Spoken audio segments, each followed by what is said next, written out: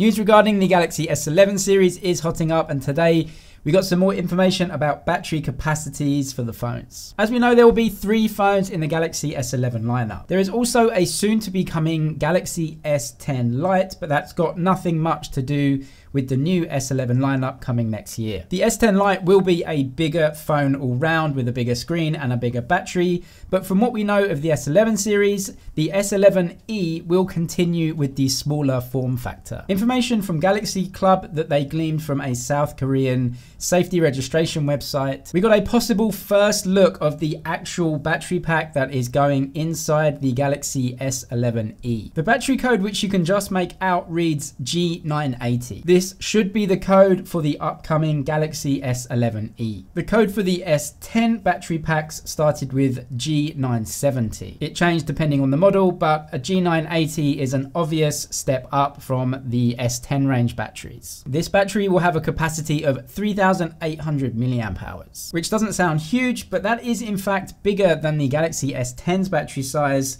at 3,400 milliamp hours. That's the S10, not the smaller S10e. The smaller S10e had a battery capacity of 3,100 milliamp hours. So this means that the battery capacity in the upcoming Galaxy S11e is about 25% bigger than the same battery in the S10e. We can also assume that the batteries in the S11 and S11 Plus will also get this boost, taking them up by about 25%. So what does this actually tell us? Well, this picture shows the S11e's battery is square, which is different from the rectangular shape we saw on the S10e. This means that the internal components of the phone have changed considerably, possibly because of the motherboard, the camera system, or possibly both. Can we also assume that the phones will be bigger? Not necessarily, but they could indeed be a little bit thicker. Universe Ice on Twitter actually tweeted a comparison of the S11e battery versus the S10e battery and some other existing phone internals. And as you can see, they will need to redesign the internal components completely. We know that every phone in the S11 series will carry 5G as standard,